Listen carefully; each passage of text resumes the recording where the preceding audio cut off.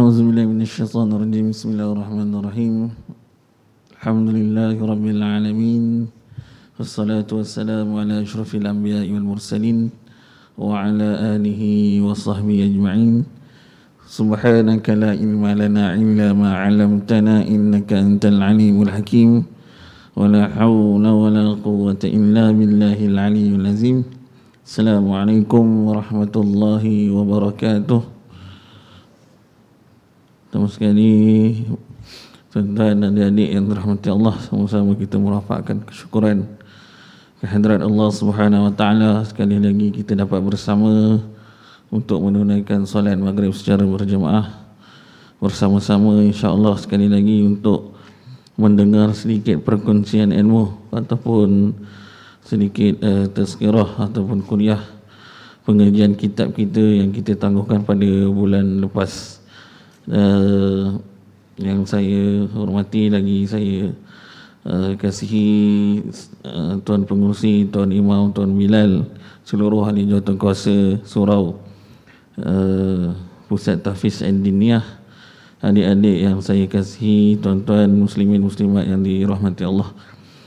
Jadi insya-Allah pada malam ni kita akan teruskan pengajian kitab kita, kitab Asy-Syama'il Al-Muhammadiyah. Bulan lepas kita dah start masuk hadis pertama, kita berhenti hadis yang kedua. Kita berhenti sampai hadis yang kedua, betul? Okey, insya-Allah malam ni kita akan teruskan lagi bagaimana seperti mana yang saya katakan, bagaimana kita nak mengenali baginda susuk tubuh Nabi sallallahu alaihi wasallam dalam hadis-hadis yang dikumpulkan oleh Imam At-Tirmizi dalam kitab Asy-Syama'il Al-Muhammadiyah. Ada setengah pendapat dia kata kitab Asy-Syama'il kitab Syama'il Muhammadiyah ni cerita tentang kepribadian pribadi Rasulullah sallallahu alaihi wasallam. Ada setengah ulama kata kitab dipanggil kitab Asy-Syama'il Rasulullah sallallahu alaihi wasallam. Itu beza pada istilah dia. Tapi pendapat masyhur yang biasa kita dengar, kitab ni dipanggil kitab Asy-Syama'il Muhammadiyah. Tapi tuan-tuan adik-adik yang dirahmati Allah, kitab Syama'il ni pun dia ada banyak versi dan juga banyak penulisan.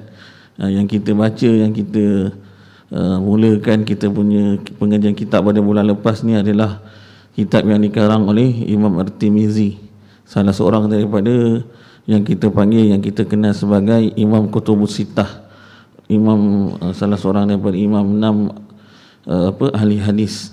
Biasa kita dengar Imam Bukhari, Muslim, Nasa'i, kan, Ibnu Majah, Imam Tirmizi dan Kasai.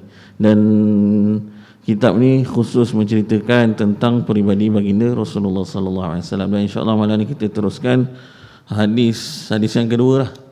Hadis ketiga. Okey. Hadis yang ketiga, kita dah tahu hadis pertama dan kedua. Memang bab yang pertama ni, bab khuluqi Rasulillah sallallahu alaihi wasallam ni, bab mencerita khusus tentang fizikal ataupun susuk tubuh. Bagaimana kita nak kenal seseorang, nak bercinta dengan seseorang tu, kita nak kenal dulu rupa dia cantik ke tak, betul? Nak kenal bagaimana sahabat-sahabat Nabi sallallahu alaihi wasallam yang berdamping dengan Nabi sallallahu alaihi wasallam ni, antaranya Anas bin Malik. Anas bin Malik ni antara yang lama menjadi personal assistant lah, kalau sekarang ni bahasa moden. Kalau dulu ni dia antara orang yang lama yang ibu dia hadiahkan kepada Nabi untuk berkhidmat dengan Nabi lebih daripada 10 tahun. Bila mana Nabi berhijrah ke Madinah. Anas bin Malik ni, sebab kalau kita tengok banyak hadis yang diriwayatkan oleh Anas bin Malik ni, dalam ni kita tengok dia ceritakan tentang bukan fizikal luaran, tetapi dalaman Rasulullah pun dia dapat kenal dan dapat ceritakan, sebab dia duduk serumah dengan Nabi, bersentiasa bersama dengan Nabi lebih daripada 10 tahun selepas Nabi berhijrah daripada Mekah ke Madinah. Jadi kita teruskan hadis yang ketiga, hadis yang menceritakan tentang sifat jalan Rasulullah SAW, bagaimana keadaan bila Rasulullah SAW, kita baca dia punya matan, kemudian kita tengok apa yang yang nak diceritakan oleh sahabat Nabi yang seterusnya. Hadis yang ketiga ni daripada Al-Bara' bin Azib, kana Rasulullah sallallahu alaihi wasallam rajulan marbu'an ba'ida ma baina al-mankibaini azima al-jummati ila shahmati uzunaihi al-yusra alaihi hullatun hamra ma ra'aitu syai'an qattu ahsana minhu.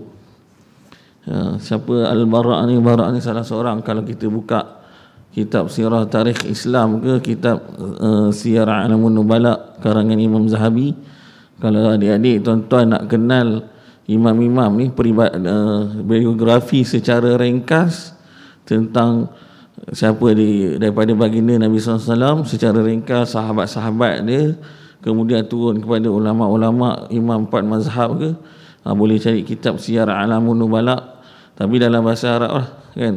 Karangan Imam Zahabi memang dia ada cerita dalam tu. Kitab tu asalnya jilid banyak, tapi dia ada yang ringkasan ataupun kitab Tarikhul Islam Ibnu Hibban. Jadi dalam tu banyak dia cerita tentang biografi, tentang siapa sahabat ni. Sahabat tu sebab Al-Bara' ni, Al-Bara' bin Azib ni adalah salah seorang juga sahabat Nabi yang berada dalam kalangan Ansar yang berada di Madinah. Sahabat Nabi ni ramai yang mengambil hadis ni daripada orang-orang Madinah, sebab kita tahu bila Nabi berdakwah di Mekah, walaupun 13 tahun banyak tentangan, tetapi bila sampai ke Madinah ni, orang-orang Madinah ni meraihkan Nabi, dan banyak sahabat-sahabat yang berdamping dengan Nabi ni mengambil hadis ataupun meriwayatkan hadis daripada apa yang dia lihat. Okay, jadi Al-Bara' ni dia wafat dekat Kufah tahun 72 Hijrah, dan kalau adik-adik pernah baca dalam sejarah, Al-Bara' ni masa umur dia muda 15 tahun dia pernah ditolak untuk bersama-sama Nabi dalam peperangan. Salah satu kisah masyhur Al-Bara' bin Azib ni. Okay. Jadi dalam ni nak kata, Al-Bara' bin Azib menyatakan Rasulullah ni sallallahu alaihi wasallam seorang lelaki yang sedang, iaitu tidak terlalu tinggi dan tidak terlalu rendah. Jarak antara kedua bahunya lebar, iaitu bahunya bidang. Rambut Nabi ni lebat, sampai ke terurai sampai ke bahu dan sampai ke daun telinganya. Apabila baginda memakai pakaian merah, tidak pernah aku melihat seorang pun yang lebih tampan daripada Nabi sallallahu alaihi wasallam. Dalam hadis ni dia nak sampaikan kepada kita ada beberapa perkara ataupun beberapa tanda-tanda yang ada pada fizikal ataupun tubuh badan Nabi sallallahu alaihi wasallam. Yang pertama sekali dia nak katakan, kita dah baca hadis pertama kedua, nak kata Nabi itu ketinggian dia bagaimana, tak terlalu tinggi, tak terlalu rendah. Kalau nak ibaratkan dengan sahabat Nabi ni, sebelum saya kata paling ringkas kita nak mudah faham, tak terlalu tinggi, tak terlalu rendah. Bila Nabi bercakap dengan Sayyidina Umar ni tinggi. Tu sebab dalam peperangan orang-orang dia dah lah bengis sebelum dia masuk Islam kan. Sayyidina Umar ni tinggi, tetapi bila bercakap dengan orang yang lebih tinggi, orang yang lebih tinggi tu tak perlu tunduk untuk bercakap dengan Nabi sallallahu alaihi wasallam. Kalau dia bercakap dengan seorang lagi sahabat dia yang rendah, siapa? Abdullah bin Mas'ud kan. Abdullah bin Mas'ud ni dia kecil, rendah. Tapi bila orang yang rendah bercakap dengan Nabi ni, tak perlu nak mendongak. Maksudnya Nabi tu tak terlalu tinggi, maksudnya tak perlu nak mendongak nak bercakap. Bagaimana indahnya Allah SWT jadikan, nak cerita bab tinggi Nabi je, Allah nak bezakan dengan Nabi ni yang Allah jadikan ni, Allah turunkan kepada umat manusia ni, umat Islam ni, bezakan dengan manusia yang lain. Itu yang first kali bab ketinggian dia. Sebab apa? Ada satu kisah Abdullah bin Mas'ud ni punya bagaimana dia nak cintakan Nabi ni, sampai bila Nabi wafat, satu ketika Nabi berjalan, Abdullah bin Mas'ud berjalan dengan Nabi. Ada satu cerita dia berjalan di bawah pohon tamar. Bila Nabi berjalan di bawah pohon tamar ni, Nabi ni tinggi, perlu tunduk lah kan, untuk lepasi pokok tamar. Abdullah bin Mas'ud ni waktu dia berjalan dengan Nabi, dia tak boleh tunduk pun. Macam kita main adik-adik main galah panjang apa kan, kena tunduk kalau rendah. Abdullah bin Mas'ud ni ketinggian dia tak memerlukan pun untuk tunduk, tetapi kerana hormatnya kepada Nabi dan bagaimana dia nak rasa cintanya kepada Nabi, dia tunduk. Itu ketika bersama dengan Nabi. Sampai satu ketika Abdullah bin Mas'ud ni bersama dengan sahabat lain, Nabi dah wafat ketika tu. Dia jalan dekat pokok taman yang sama, kawasan yang sama, dia tunduk juga walaupun waktu tu Nabi dah tak ada. Jadi sahabat tanya, kenapa kau tunduk? Ikutkan dia tak perlu tunduk, dan kalau sebelum ni ada Nabi. Jadi itu antara bagaimana hormat dan rasa cintanya sahabat ni kepada Nabi walaupun Nabi dah tinggalkan mereka ketika tu. Itu salah satu kisah nak cerita tentang bagaimana yang diceritakan tentang tinggi Nabi SAW.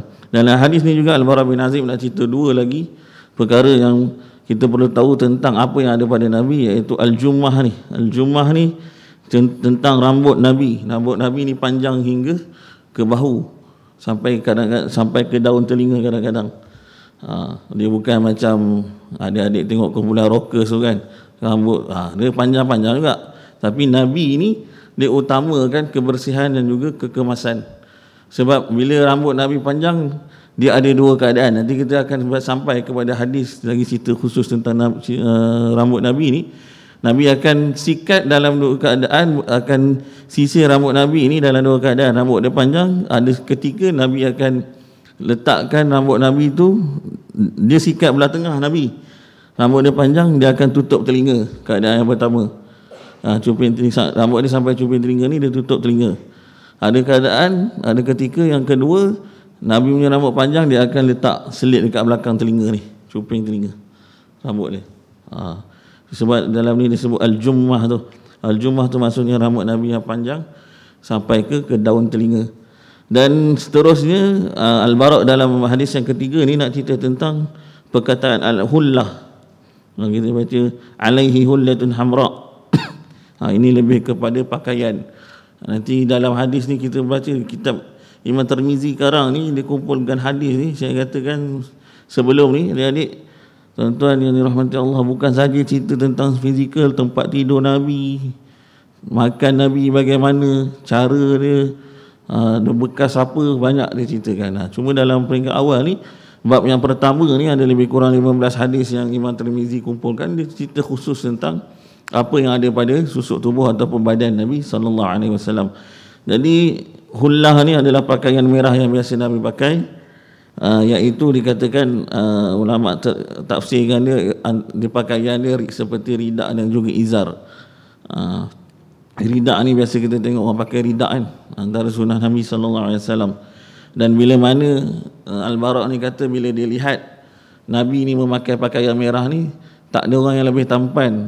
Dia memang akan bezakan dengan manusia yang lain. Takkan ada orang yang lebih tampan. Bagaimana kita tengok orang pakai baju merah, cantik mana pun, handsome mana pun, Nabi ni bila dia pakai, Al-Bara' bin Azib ni sahabat, dia kata Nabi ni lebih tampan daripada orang lain. Sebab tu nanti kita sampai hadis dalam bab yang pertama juga sahabat-sahabat riwayatkan hadis, dia katakan letak bulan dengan muka Nabi, wajah Nabi ni, wajah Nabi kita tahu dah ada nur kan. Letak bulan sebelah dengan wajah Nabi ni lebih bersinar wajah dia tu, maksudnya daripada bulan purnama.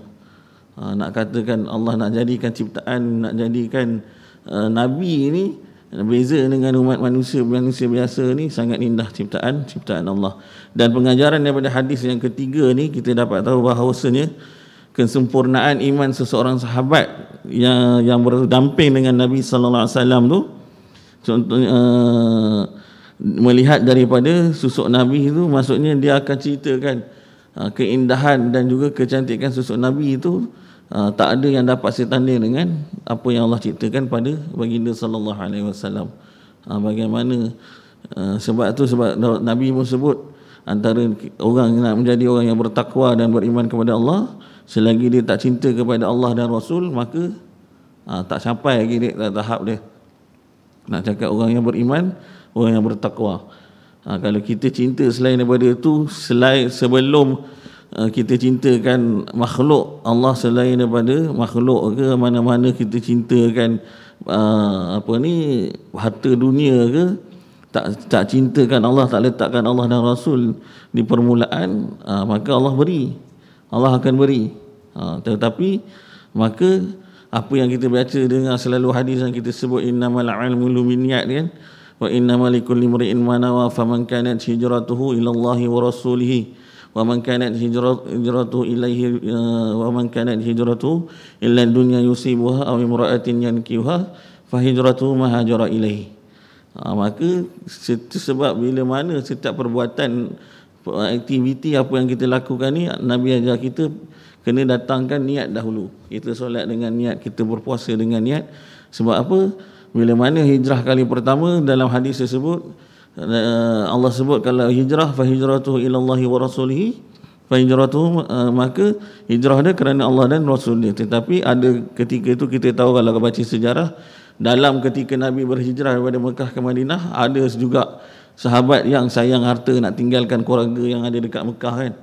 Itu sebab dalam tu Nabi sebut wa man kanat hijratuhu ila dunya, siapa yang yusibuha, yang sayangkan harta dunia, awi mura'atin yankihuha, ataupun perempuan yang nak dikahwini dia.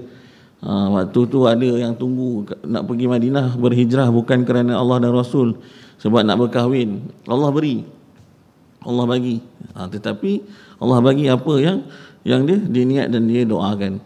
Tapi itu maksudnya nak capai tahap seorang yang beriman dan bertakwa kepada Allah SWT tu tak tercapai lagi, tak sampai lagi dia punya martabat. Jadi bagaimana dalam ni nak cerita sahabat-sahabat ni, dia yang berdamping 10 tahun Anas bin Malik kan, yang duduk Anas bin Malik ni kisah dia, saya katakan ibu dia datang, dia waktu dia kecil Nabi berhijrah ke Madinah, ibu dia sendiri yang beri kepada Nabi. Dia kata, jadikanlah anak aku ni sebagai hamba-mu, bukan hamba lah, berkhidmat dengan Nabi ni, supaya ni dia dapat sentiasa bersama Nabi. Dan Nabi sendiri doakan Anas bin Malik ni, dia kaya dengan apa? Kaya dengan zuriat, anak ada ramai.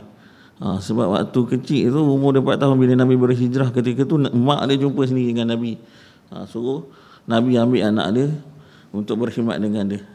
Okey, kemudian seterusnya hadis yang keempat daripada Al-Bara' bin Azib juga.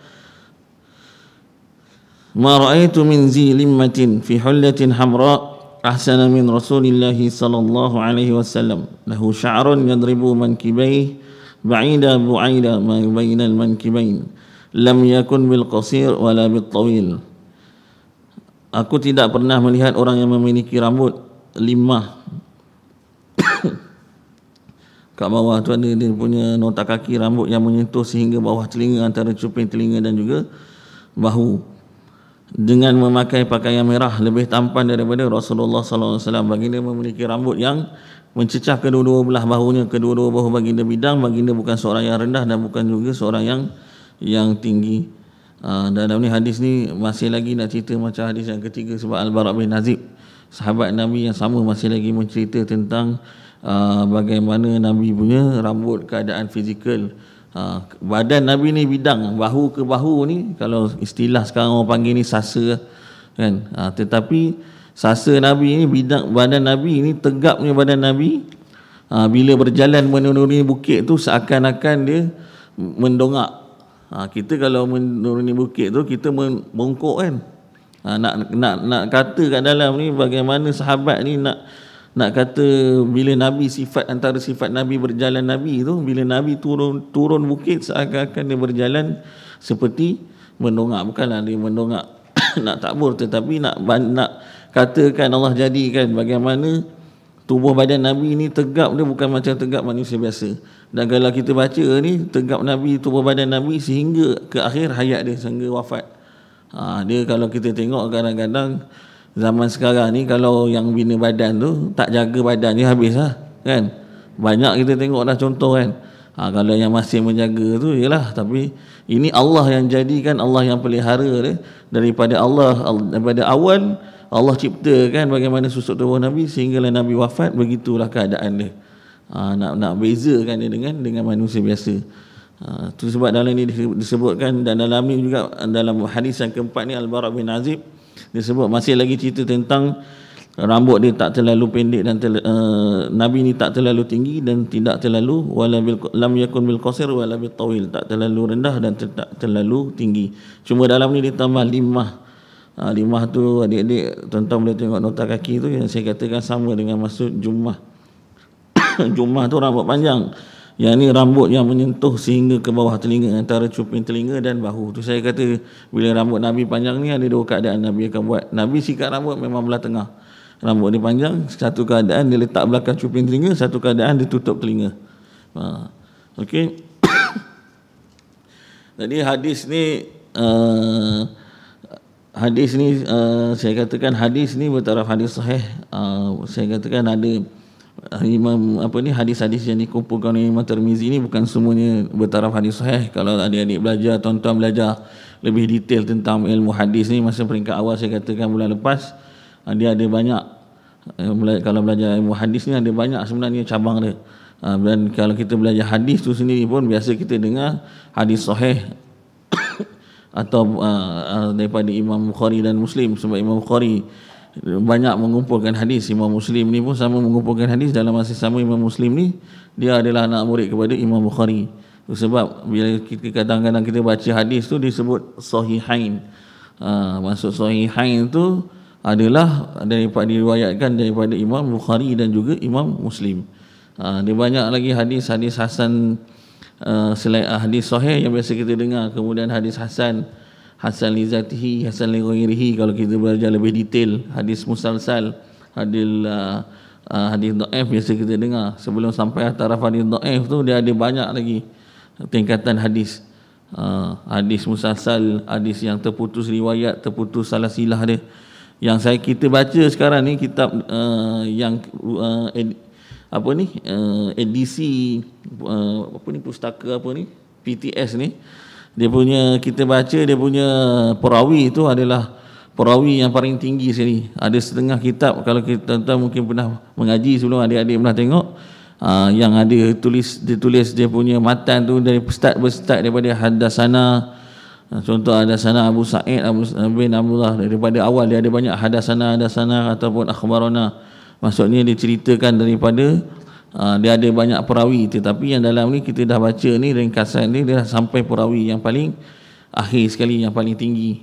Contoh tadi Anas bin Malik, dia yang paling tinggi, tapi sebelum tu dia dengar daripada sahabat-sahabat yang lain juga. Sebab kita tahu kebanyakan kalau dalam ni yang Ali bin Abi Talib, Anas bin Malik ni, waktu ketika zaman mereka ni zaman budak-budak kan, zaman kecil lagi.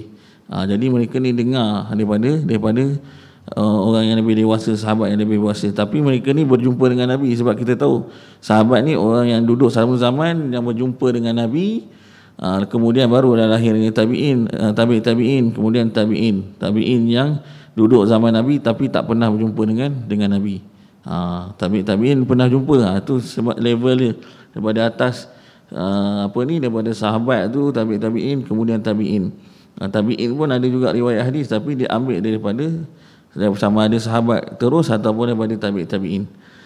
Okey, jadi kalau kita tengok ni, kalau hadis-hadis yang ni, tengok dalam bab yang pertama, bab cerita tentang tubuh Rasulullah ni, kalau kita tengok kebanyakan hadis ni Ali bin Abi Talib waktu ni zaman dia kecil lagi, duduk bersama Nabi. Anas bin Malik saya katakan zaman budak-budak lagi. Maksudnya kat sini adik-adik, maksudnya Nabi ni dia suka dengan budak-budak. Dia suka dengan budak-budak ketika dia hidup. Sebab kita tahu bila keluarga Nabi ni, Ali ni kan sepupu kepada Nabi sallallahu alaihi wasallam. Ketika mana Ali ni kecil pun dia duduk dengan pakcik dia. Ada juga sepupu Ali ni, adik-adik dia yang kecil ni duduk dengan pakcik Nabi. Jadi kalau kita tengok ni, Nabi, saya katakan Nabi ni bergurau dengan sahabat ni.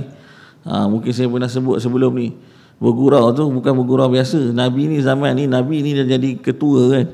Dia punya bergurau tu boleh bergurau tangan masuk dalam baju. Bukan nak kata sahabat tak respect Nabi, tak hormat, tetapi cara Nabi tu dia raikan sahabat-sahabat. Kita tahu walaupun Nabi dicaci, kena baling, kisah masyhur yang perempuan tua yang sentiasa bila Nabi pergi ke masjid kena baling dengan najis, tetapi Nabi tak pernah pun untuk balas dendam. Sehinggalah perempuan tu sendiri bertanya bila Nabi tak datang ke, bila Nabi sakit tak datang ke masjid. Punya nak kata bagaimana adab adab Nabi itu akhlak tu, sebab Nabi sebut innama bu'istu li'timima makarimal akhlak, sesungguhnya aku ni diutuskan ke atas kamu ni umat manusia ni, umat Nabi ni untuk menyempurnakan akhlak. So dalam Islam ni, sebelum kita nak belajar apa-apa adik-adik tuan-tuan muslimat, perkara yang paling utama disiplinkan diri. Macam mana nak disiplinkan diri? Kita belajar tentang adab. Kitab-kitab adab. Adab tu bila kita dah adab baru lah. Kebanyakan kita tengok ulama-ulama ni yang lahirnya dalam bidang fiqh ke hadis tafsir ke, kebanyakan mereka ni diajar tentang adab dahulu, kemudian baru diterapkan ilmu-ilmu bidang falsafah ke, bidang fiqh ke, tafsir dan sebagainya. Itu sebab dalam sahabat Nabi ni, iman mereka ni bagaimana, ada kisah sahabat Nabi yang dijemur di tengah panas, dipakaikan dengan pakaian besi, dijemur tengah panas, bayangkan, kemudian disentap. Sebab apa?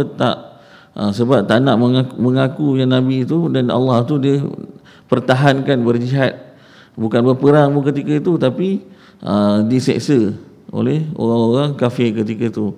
Dipakai pakaian besi ni, biasa orang pakai pakaian besi untuk berperang ni, ada pakaian dalam.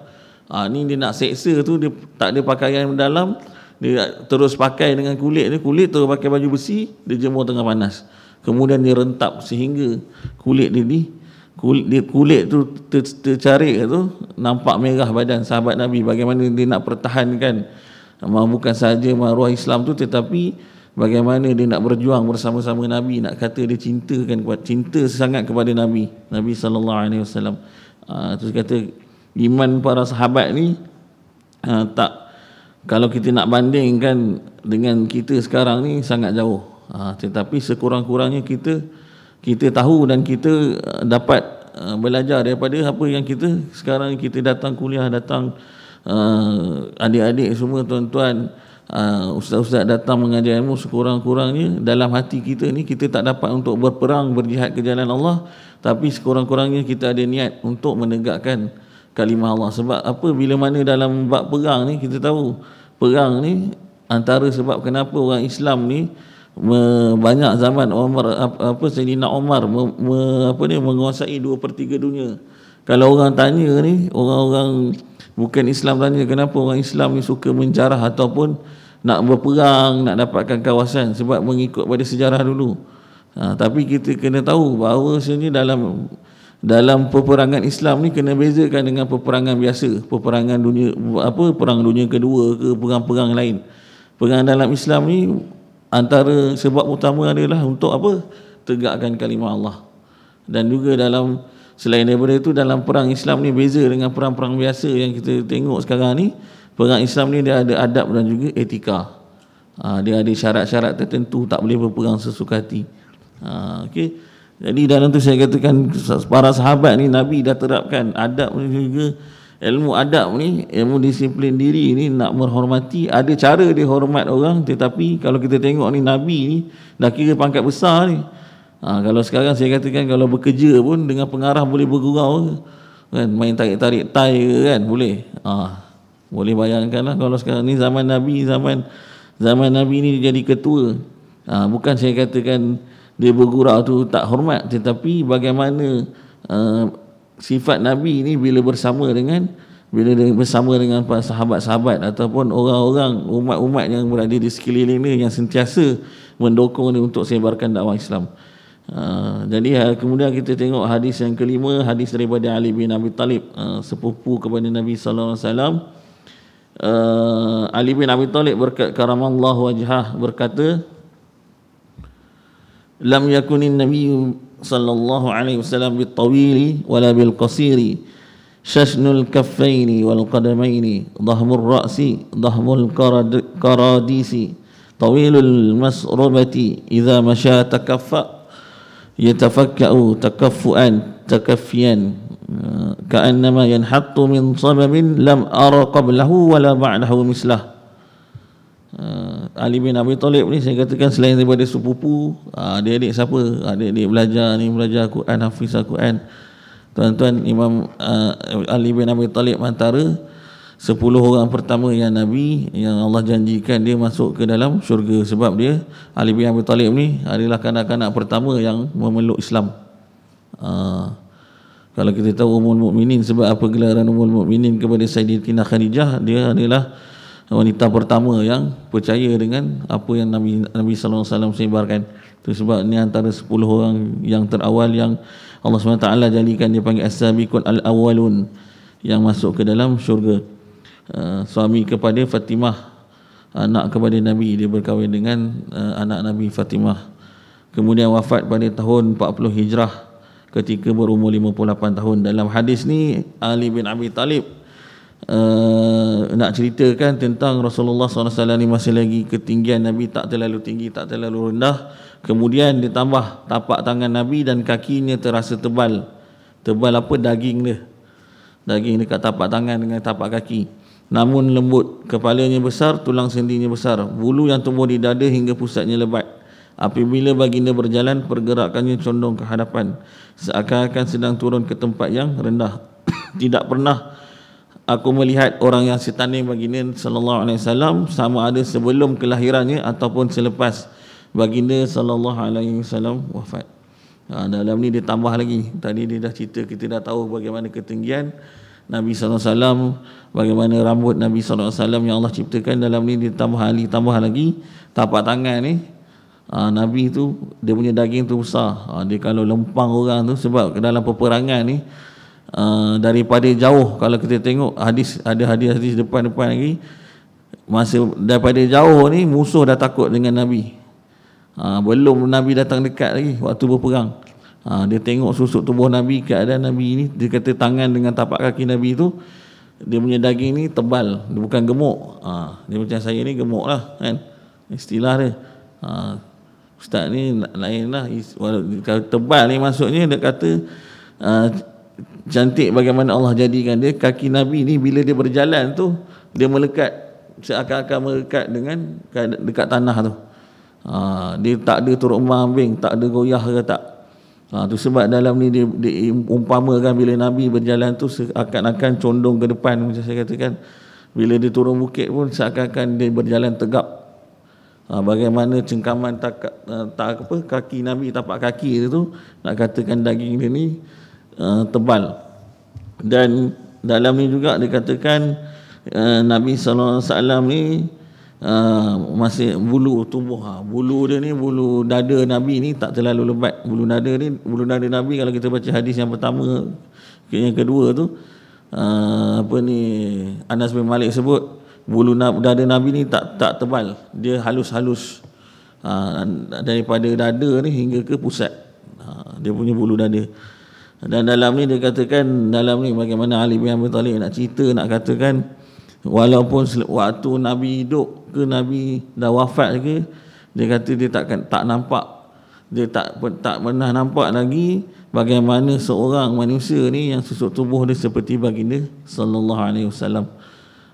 Dan sebenarnya dalam hadis ni juga nanti kita baca, sekadar saya bagi adik-adik mungkin nanti adik-adik balik boleh tengok, boleh ulang kaji. Dalam bab yang pertama ni, bila mana Nabi diangkat dalam peristiwa Isra' dan Mi'raj, kita biasa dengar, mungkin kita tiap-tiap tahun bila Isra' Mi'raj, Ustaz akan cerita bagaimana peristiwa Nabi dijalankan daripada diangkat sampai ke Sidratul Muntaha, langit yang ketujuh. Dalam ketika mana Nabi di Mi'raj pun daripada Baitul Maqdis tu, Masjid Aqsa ke Sidratul Muntaha tu, ada tujuh lapis langit Nabi lalui. Dekat dalam ketika mana Nabi lalui itu 7 lapis langit tu, adik-adik pernah dengar Nabi bertemu dengan berapa orang Nabi ketika tu? Nabi bertemu Nabi, yang kita tahu Nabi bertemu dengan Nabi Musa je kan. Nabi Musa yang minta supaya kurangkan bila mana kewajipan bersolat 50 rakaat sehingga tinggal 5 rakaat. Dan sebenarnya hadis bila mana di Mi'rajkan tu nak dikaitkan dengan apa yang diceritakan oleh Imam Tirmizi. Ada hadis yang ceritakan tentang bagaimana keturunan Nabi ini salah silah dia sampai kepada Nabi Ibrahim.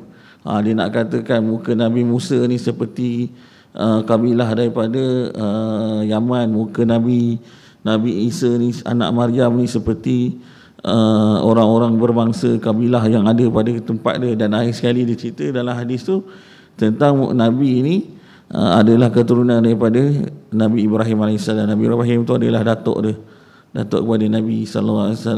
Dan muka dia, bila dia tengok muka Ibrahim, tengok muka Nabi, seakan-akan muka Nabi Ibrahim AS. Dekat situ dia ada jumpa 8 orang, boleh tengok nanti, boleh cari 8 orang Nabi yang Nabi jumpa ketika peristiwa di Mi'raj kan, Nabi diangkat ke Sidratul Muntaha. Okey. Jadi dalam ni dia katakan, nak kata dalam ni kita tahu orang-orang Arab ni, orang-orang Arab ni keadaan fizikal tubuh dia pun memang Allah jadikan setiap bangsa tu berbeza. Kalau kita tengok orang Asia kita ni lebih rendah kan. Kalau bangsa Arab ni tengok orang bangsa dia kadang-kadang lebih tinggi, orang putih pun lebih tinggi, lebih berbeza setiap manusia. Sedangkan cop jari kita ni setiap orang adik-adik ini tuan-tuan pun berbeza, berjuta-juta. Jadi tak mustahil bagi Allah SWT nak membezakan Nabi yang Allah angkat, Allah wahyukan untuk sebarkan dia punya dakwah ataupun sebarkan agama dia tu, Allah boleh bezakan dengan manusia yang lain. Dan dalam ni sekali lagi kita tahu pengajaran daripada hadis kelima daripada Ali bin Abi Talib ni nak nyatakan bahawa sebenarnya sahabat ni, bagaimana iman para sahabat ni berlainan dengan iman-iman orang-orang yang datang selepasnya.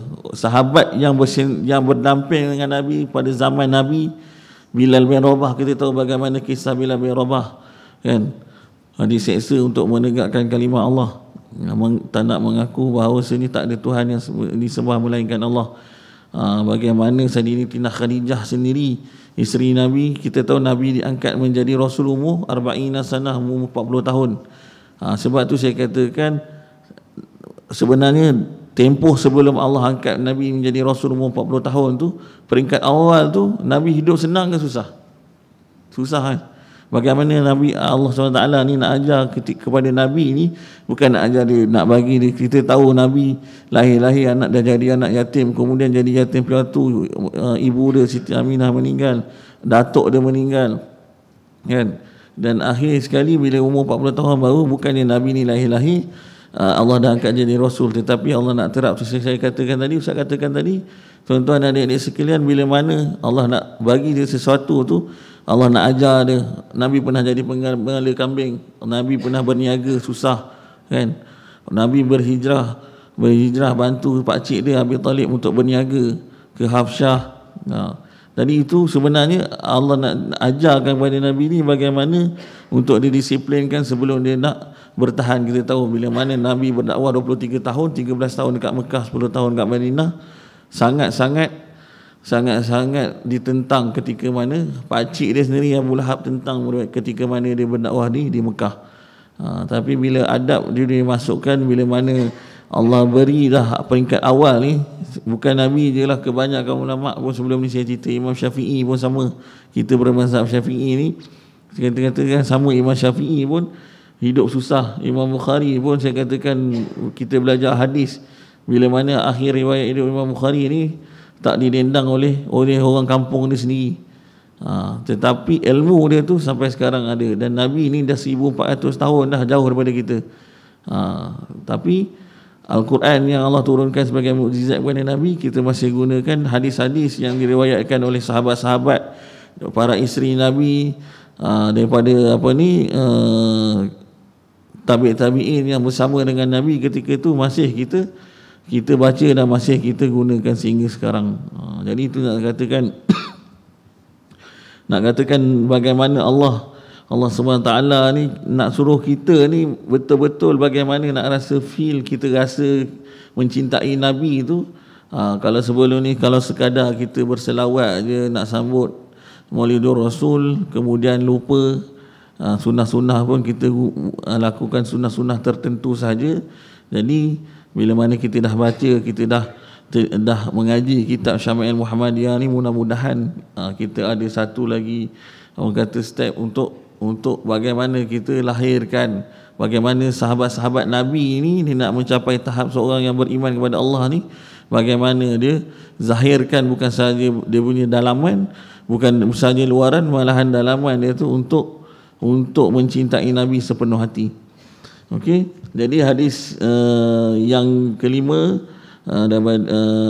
daripada Ali bin Abi Talib, sama kita tengok hadis ni nak cerita benda yang sama lagi tentang susuk tubuh fizikal Nabi. Kemudian hadis yang keenam ni kat bawah ni laporan sama seperti di atas, maksudnya hadis ni lebih kurang hadis yang kelima ni.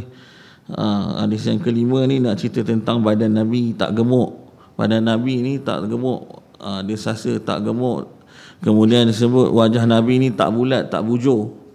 Wajah muka Nabi ni dia tak bulat, tak bujur. Kemudian ada hadis ke-6 ni juga, dia nak cerita tentang bulu mata.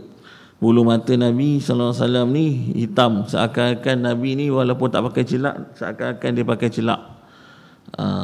Okey, hadis yang ke-6 tu. Kemudian hadis yang ke-7 ni masih lagi daripada hadis daripada Ali bin Abi Talib, bercerita tentang sifat Rasulullah SAW.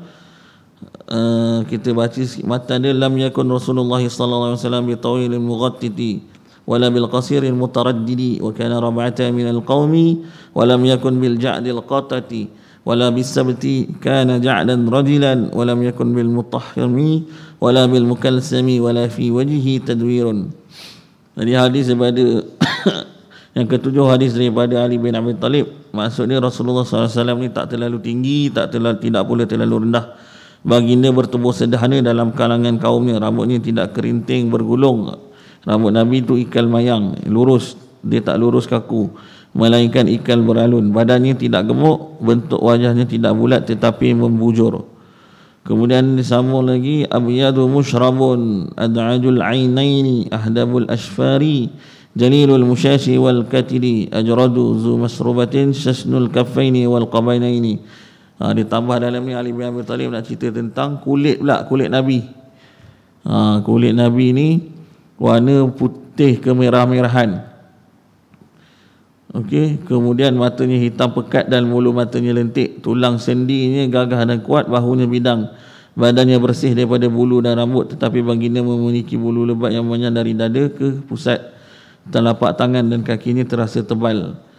Okey, iza masya taqalla ka'annama, disambung lagi Ali bin Abi Talib sambung lagi dalam hadis ni, iza masya taqalla ka'annama yanhattu fi sababin wa idzal tafata ma'an baina katifaihi khatamun nubuwah wa huwa khatamun nabiyyin ajwadun nasi sadra wa asdaqun nasi lahjah wa alyanuhum 'arikah wa akramuhum ishrah man ra'ahu badihatan habah wa man khalatahu ma'rifatan ahabbah yaqulu na'ituhu lam ara qablahu wala ba'dahu mislah. Apabila Rasulullah SAW berjalan, pergerakan dia kelihatan tegap, kaki diangkat dengan kekuatan seolah-olah baginda sedang turun di lereng yang curam. Apabila baginda berpaling, kedua-dua bahunya berpaling serentak berserta dengan muka, badannya turut berpaling. Di antara kedua-dua bahunya terdapat khatamun nubuwah, iaitu tanda kenabian para nabi. Rasulullah SAW seorang manusia yang hatinya paling pemurah. Okey, dalam hadis ni selain tadi kita tahu Ali bin Abi Talib awal tadi, dalam matan yang awal tu dia cerita masih lagi tentang ketinggian, tentang muka Nabi SAW. Dalam ni ditambah pula dalam ni warna kulit Nabi. Warna kulit Nabi ni putih kemerah-merahan. Sebelum ni mungkin saya sebut putih tu bukan macam orang Korea, orang Jepun, tak, itu putih pucat macam orang mati, tak cantik lagi. Macam orang putih pun putih, kita je nampak cantik, tapi bukan macam tu. Ada setengah sekarang ni ulama yang tafsirkan putih kemerah-merahan ni macam bangsa Arab yang ada dekat sekarang ni, mungkin belah-belah Lebanon, macam tu. Orang Arab yang putih kemerah-merahan nak katakan. Dia putih ni banyak jenis putih, tapi saya katakan putih kalau sekarang nak tengok, adik jangan tengok lama pula orang Arab kan. Perempuan Arab ni yang warna putih kemerah-merahan, bila kita tahu, kita baca Sayyidina Aisyah isteri Nabi kan, warna kulit dia gelaran dia seakan putih kemerah-merahan. Jadi kulit baginda ni dalam hadis ni Ali bin Abi Talib sebut kulit yang terdedah, ada setengah pula nanti kita sampai hadis yang lain, sahabat Nabi dan juga ada ulama yang tafsir kulit Nabi putih kemerah-merahan bagi kulit yang terdedah kepada cahaya. Tapi kulit yang tertutup dengan pakaian dia kata warna putih. Tapi putih saya katakan bukan putih macam macam Mat Saleh tu tak, bukan putih macam orang Korea, Jepun ke, tak, bukan. Dia kalau bangsa sekarang ni orang Arab, Lebanon, orang Arab belah-belah kawasan-kawasan itulah Timur Tengah. Okey. Jadi kemudian dia tambah lagi dalam ni, dia katakan mata Nabi tadi katakan lentik, bulu mata dia lentik, dan Nabi punya bulu kening ni tak tebal. Nabi dalam kitab ni nanti ada hadis sebut alis tu ni bulu mata Nabi tak tebal dan tak bercantum kat tengah-tengah ni. Bulu mata dia nipis, dan tu bulu mata lentik ni, dan bila sahabat nampak ataupun siapa yang nampak Nabi ni, dia punya kat belah mata tu seakan-akan Nabi pakai celak, tapi sebenarnya tak pakai celak. Nak kata kat bawah ni nampak hitam seakan-akan pakai celak. Kemudian Ali bin Abi Talib dia tambah lagi dalam ni tentang bagaimana tanda kenabian Nabi. Yang atas tu tentang bagaimana sifat berjalan Nabi itu tadi pun dah disebut.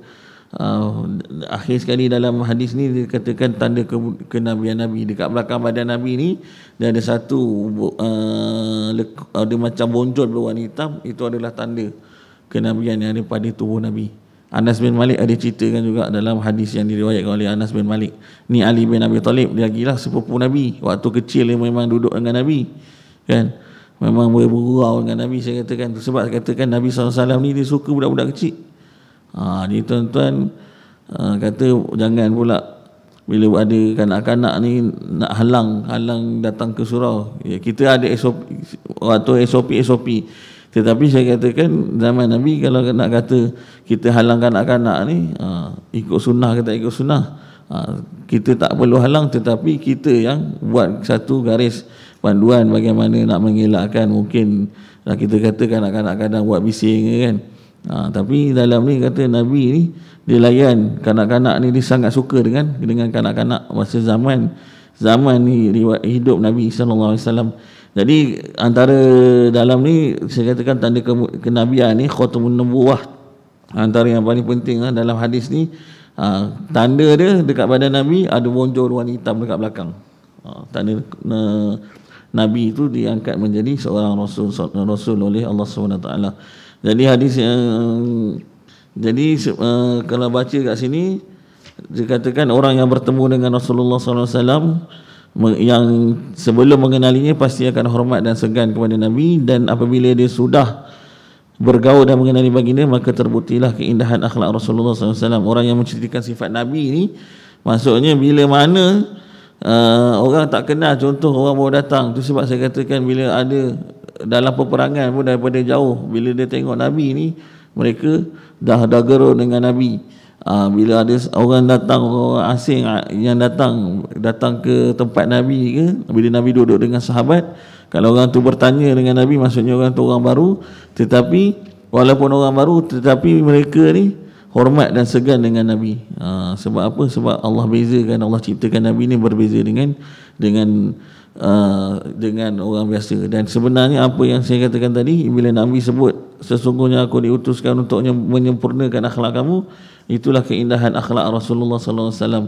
Dalam kitab ni pun nanti ada bab tapi dah belakang-belakang bab tentang khusus cerita bagaimana akhlak Rasulullah sallallahu alaihi wasallam ni bila berjumpa dengan orang. Salah satu dalam hadis ni yang Ali cerita apa, bila mana Nabi ditegur, disapa oleh sahabat. Kalau kita sekarang ni mungkin nak cepat kan, orang panggil Ali, paling muka je, badan menghadap tempat lain. Tetapi bagaimana Nabi ajar kita adab dan akhlak Nabi ni, bila sahabat dia panggil, seseorang panggil dia, bukan sahaja dia berpaling muka dan menjawab, keseluruhan badan dia, dada tu dia berpaling. Maksudnya bukan sahaja dia paling muka, dengan badan-badan sekali. Bagaimana akhlak Nabi sallallahu alaihi wasallam. Walaupun orang yang tak dikenali, walaupun orang yang baru, dia akan dia akan buat sebegitu. Nak tunjuk indahnya akhlak Nabi sallallahu alaihi wasallam. Jadi keterangan kesimpulan dan hadis yang kelima sebelum kita berhenti, hadis yang ketujuh ni, nak katakan dalam hadis yang kita baca ke beberapa hadis tadi, daripada hadis ketiga hingga hadis yang ketujuh, kita dapati yang pertama sekali bagaimana ciri fizikal susuk tubuh Nabi sallallahu alaihi wasallam tu Allah jadikan dia kesempurnaan dia, dan juga selain daripada itu kita tahu bagaimana kesempurnaan akhlak Nabi sallallahu alaihi wasallam ataupun akhlak Rasulullah sallallahu alaihi wasallam. Yang keduanya, kita tahu bagaimana Allah SWT jadikan Nabi, lahirkan Nabi ini untuk menjadi seorang pendidik dan juga seorang pendidik, maksudnya dia mendidik dengan akhlak yang Allah ciptakan kepada dia supaya orang akan ikuti. Sebab tu dalam kita baca laqad kana Rasulullah sallallahu alaihi wasallam uswatun hasanah, kan sesungguhnya Rasulullah ni menjadi titik pengajaran ataupun menjadi satu simbol pengajaran, lambang kepada semua umat manusia. Sebab bukan sahaja daripada kita tengok dia bila dia bercakap, tetapi kita belajar hadis ni baru kita tengok tentang fizikal Nabi je, kita dah rasa Nabi ni adalah seorang yang Allah jadikan sangat indah dan sangat cantik. Jadi insya-Allah kita berhenti hadis yang ketujuh ni. Kita sambung lagi, ada lebih kurang dalam ni bab yang pertama ada 15 hadis. Ada 15 hadis. Kitab ni ada lebih kurang 400 lebih hadis. Okey, bab yang pertama ni kita ada lebih kurang 7 lagi hadis yang cerita masih lagi sebenarnya cerita dalam apa ni, tentang rambut Nabi SAW, tentang bentuk tubuh Nabi. Kemudian dia ada tambah, saya katakan di hujung-hujung bab yang pertama, bab khalqi Rasulullah SAW ni, bagaimana Nabi bila mana peristiwa Mi'raj tu, Allah angkat dia, Allah nak samakan, nak katakan bagaimana Nabi-Nabi yang sebelum ni adalah daripada keturunan Nabi SAW. Jadi insya-Allah kesimpulan secara umumnya, tuan-tuan dan adik yang dirahmati Allah, kita dapati bahawasanya kalau kita tengok sahabat-sahabat Nabi, kalau kita tengok apa yang Allah ciptakan kepada Nabi ini, yang paling penting bila kita dah ada niat, ada rasa untuk lebih mendekati atau mencintai Rasulullah SAW ni, maka apa yang kita perlu lakukan, kita perlu sentiasa untuk ke depan mencapai, saya katakan, tahap bagaimana kita beriman. Kita kata beriman kepada Allah SWT, beriman kepada Rasul, beriman kepada kitab. Bagaimana kita nak sampai ke tahap tu, bukan sekadar pada lisan tetapi dengan hati kita juga. Sebab setiap apa yang kita lakukan ni pasti datang daripada hati. Kita nak solat kena ada niat. Niat tu adalah, kalau kita belajar tentang apa ni bab solat kan, niat tu pada niat fi qalb, pada hati. Niat tu bukan pada lisan. Sebab niat tu datang ni daripada hati, bersama-sama dengan hati kita. Jadi insya-Allah mudah-mudahan kita ada kesempatan untuk menyambung pengajian kita ni. Kita tangguhkan dulu pada malam ni sehingga kita ketemu pada bulan hadapan insya-Allah. Dan akhir sekali, yang baik itu daripada Allah, yang buruk itu daripada saya insya-Allah. A'udzubillahi minasyaitonirrajim. Bismillahirrahmanirrahim. Alhamdulillahirabbil alamin, wassalatu wassalamu ala asyrafil anbiya'i wal mursalin wa ala alihi washabbihi ajma'in. Allahumma khtim lana bi husnil khatimah wa la takhtim alaina bi su'il khatimah. Rabbana atina fid dunya hasanah wa fil akhirati hasanah wa qina azaban nar. Sallallahu ala sayyidina Muhammad wa ala alihi washabbihi wasallam. Walhamdulillahirabbil alamin. Assalamualaikum warahmatullahi wabarakatuh.